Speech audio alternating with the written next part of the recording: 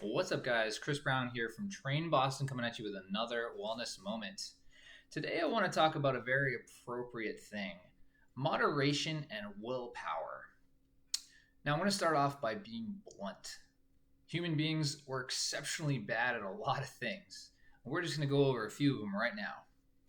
We're really bad at estimating portion sizes. First off, we'll start with the nutrition. There's a thing called the Del illusion. Sorry if I butchered that, but it shows that human beings perceive sizes to be bigger or smaller than they are just based on coloration. So there's a circle and then a smaller circle inside of it, and the inside circle is black.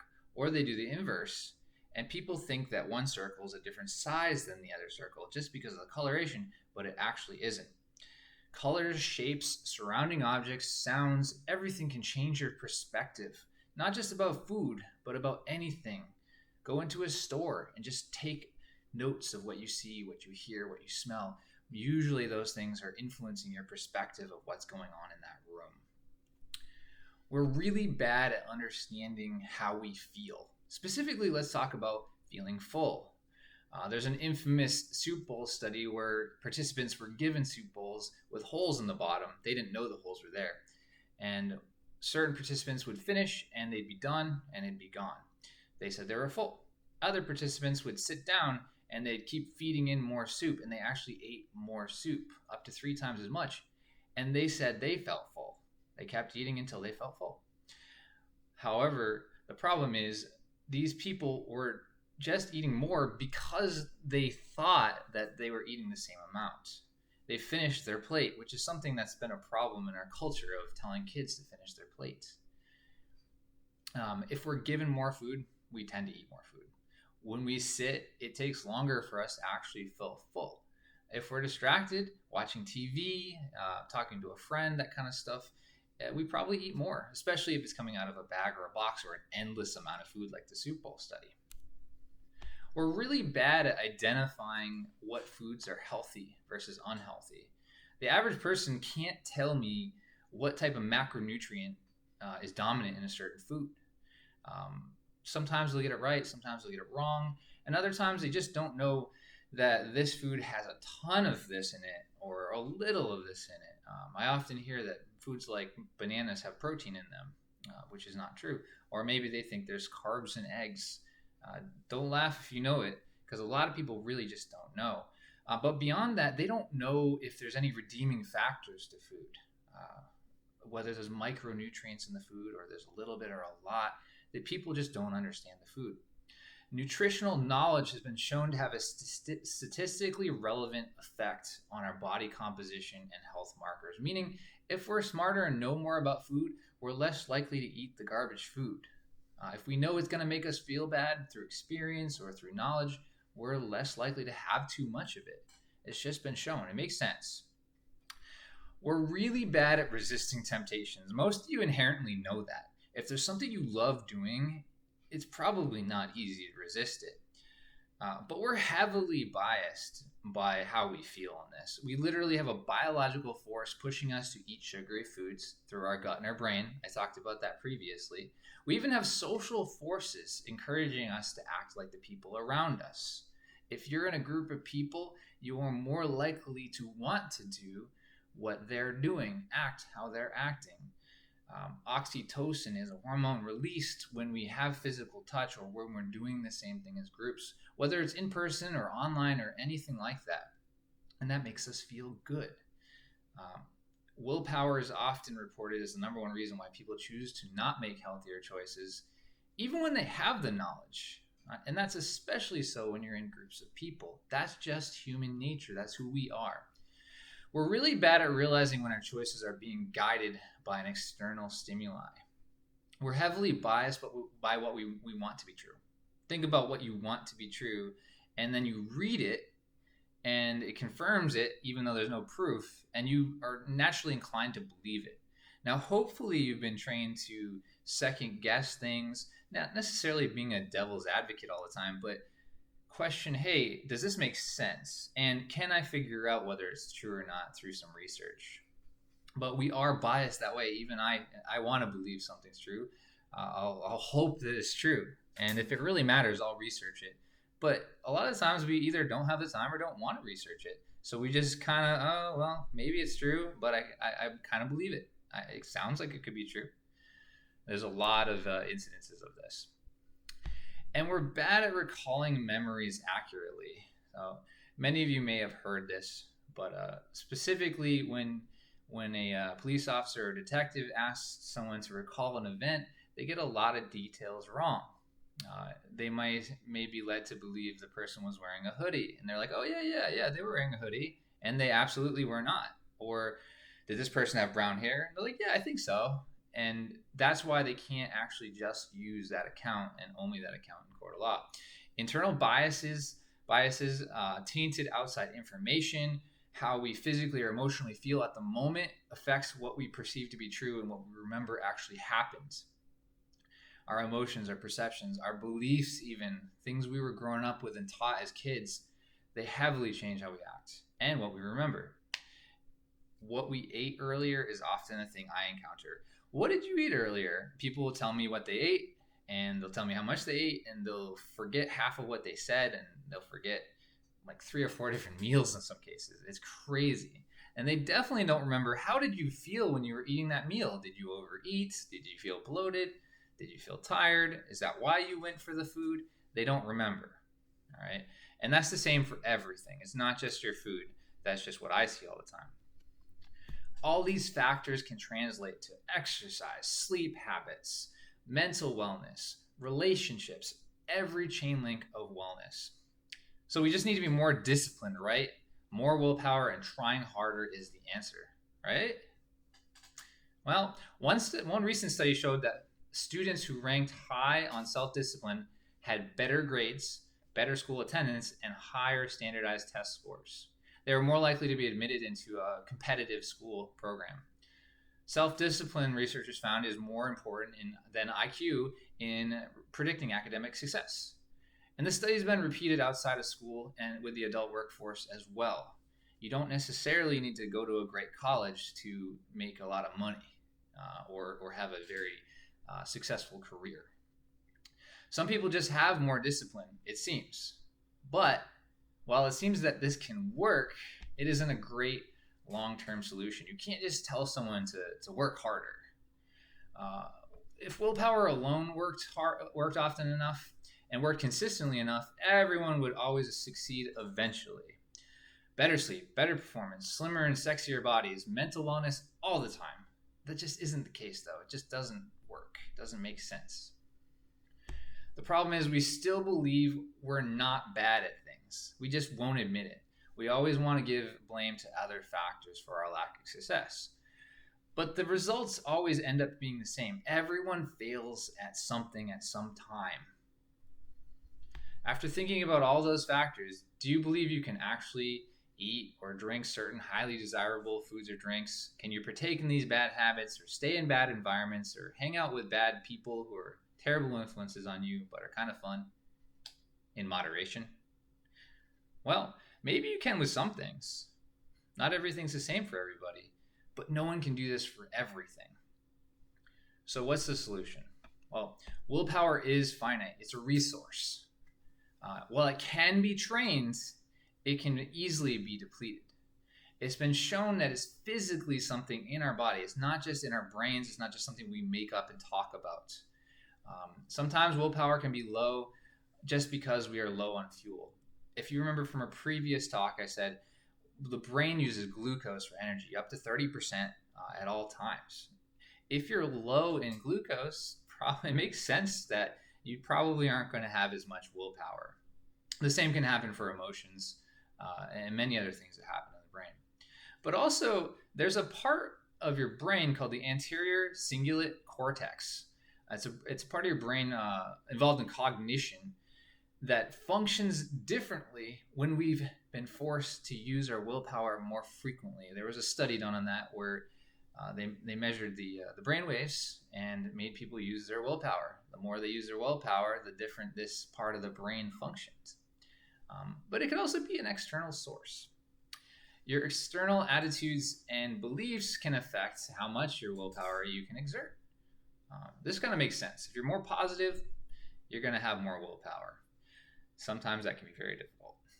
One study at the University of Albany showed that those who do things for themselves and not to please others continually showed more willpower, so that intrinsic motivation.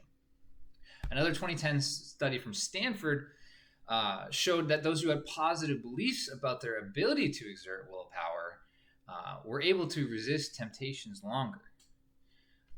And also people around us. So people around us, like I said earlier, they really affect us. They can really change how we feel and how we act. This is especially true for younger individuals. So if you have kids, pay attention to this. If your friends have a stronger willpower, you're more likely to exert more willpower when you're with them, and vice versa.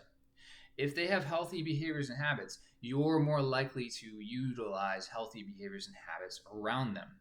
So if you're the person who's a good example, make sure to offer up, hey, let's eat this instead. And your friends, you're really going to help them, okay? Don't be the person that's like, hey, let's go get McDonald's, because you're more likely to convince that person into getting McDonald's when they really didn't want it. Don't be a patsy. In addition to this, alcohol and drugs and other items like that, they're going to lower our inhibitions. Most hedonistic things that are pleasurable and fun, they're going to do that to us. They're going to make us want to just build and pile on. Advertising. In America, people who advertise, they know your weaknesses. They know what's going to make you buy and consume and eat. They've paid a lot for the science on it. Also, most of us, we're no longer kids, and we have no parents, no teachers, no coaches telling us, no, put that down, don't do that, get back in line. We have enough power, enough money, our own choices to be made, and nobody's stopping us. And even when we are scared of getting hurt or even dying, we still persist in bad behaviors if we're not constantly reminded of that immediate threat. It turns out that fear is not a good motivator long term. If the immediate threat fades, most people go back to lower willpower and old learned behaviors. For instance, somebody might be overweight, they have a heart attack, they diet, they exercise, they lose a lot of the weight, they have no heart problems, they don't have to deal with it anymore, and then they immediately gain 50 pounds after that threat is perceived to be gone, and the threat is all of a sudden back. Why is that? Because fear was their motivator and not their internal desire to be better. The problem is most people, when they have trouble with this, they have not admitted to themselves that there's a problem and they need to make a change. That is the step number one. You need to admit that you are flawed inherently. Everyone has something like this. Often we deny our faults and we deflect that blame. It's some kind of external source causing our problem. Maybe there's a medication I'm taking that's stopping me from achieving my goals. Maybe the person at work is stopping me. Maybe it's time or money, or it could be any external factor.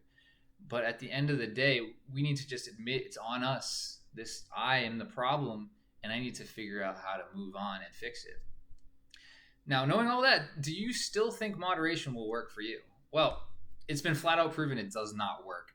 Multiple studies out there, I linked one of the more recent ones below, have shown that moderation is one of the least effective ways to lose body fat. And it seems to ring true for many, many bad behaviors. Well, again, how do we fix this? Well, no one really likes to hear the answer, but abstinence. Abstinence works the best, at least in part. That means avoidance, keeping yourself away from it. Now, there will always be certain foods, behaviors, peoples in your lives, or events that always lead to something bad in one way or another. They're never something you need, and they might be something that that feels great at the time, but it always ends up being a mistake, and it always ends up getting in the way of you achieving your goals. At the end of the day, the way I like to look at it is we're all kind of alcoholics in a way. We're all kind of addicts in some form. Maybe not that bad. Maybe our problems aren't leading us to that much destruction, but we are craving and addicted to these behaviors, these foods, and we just want them all the time. Someday, you may be able to learn to moderate said problem. But for now, it's probably best to just cut some things from your life. Just get rid of them, get them out of the way. There has been studies showing that some alcoholics through the use of drugs to help them, or different mental resources with psychologists, they can go back to drinking alcohol in moderation. But this isn't the most common thing, and that's after years and years of intervention. And that can be the same for your habits, your behaviors. John Berardi loves to say something like this: if a food is in your home, eventually someone like yourself or someone you love will consume that food. Now, that really just means if you have something that's tempting you and you know it's there, eventually it's going to take over and beat someone's willpower for that day, and they're going to eat it. Now, it's not the end of the world with food usually, but it can be a big deal for other things. And if it keeps happening, then usually it ends up leading to something destructive. This can ring true for almost everything. Humans are creatures of habit, and we love consistency. Consistency is good for good things, but it's bad for bad things. If you're a parent, you probably know that children need consistency and routine. They crave it. They seek it out. They really do well under consistency, okay? Adolescents, they build on this until they're adults. Older adults often hate change. Think about it. Maybe it's intimidating to them. Maybe it's scary. It doesn't really matter why. We're patterned to make our lives into a series of predictable behaviors. So if you can't help but stop at McDonald's every time you drive by and get junk food, you can't stop getting coffee, and you're spending too much money daily, you can't stop reading Facebook, Twitter, Instagram, or reading and interacting with negative and stressful posts. You can't help but eat candy because it's in your house, it's in your face. You can't stop watching TV in bed because the TV's in your room, in your way. You can't stop answering work calls, texts, or emails because your cell phone's right next to you, that your smartwatch is always on your wrist. You gotta remove the issue. Get rid of it. And if you can't just get rid of it, take it out of your daily routine. Put it out of sight, out of mind. Get that candy out of your face. If you're keeping your Halloween candy for your kids, put it in a cabinet and shut it away. Let them have it, but don't put it in front of your face all the time. When you go to bed, don't keep your cell phone and your smartwatch right next to your bed. Maybe get rid of the TV from your room altogether. Don't drive by that McDonald's. Don't drive by that Starbucks. Find ways to make it work. Make your life convenient. Make it easier on yourself. It will feel disingenuous and uncharacteristic at first. It will be uncomfortable or even downright stressful at first. But stress leads to growth. Eventually, it will feel normal and routine. Once you see positive results from a change, you're going to want to continue at it. You're going to crave that new consistency, the new routine.